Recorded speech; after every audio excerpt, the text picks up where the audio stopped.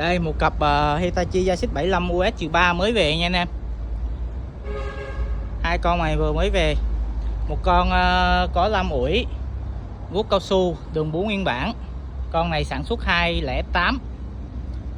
Với lại một con sản xuất 2014 có guốc cao su nha. Đấy, anh em nào hôm bữa hỏi em dòng 75-3 đâu ha, thì cứ liên hệ lại cho em nha. Máy mộc nguyên bản vừa mới về, chưa kịp xịt rửa luôn. Rồi anh em nào đang tìm dòng này thì cứ liên hệ em nha. Rồi xin chào tất cả anh em.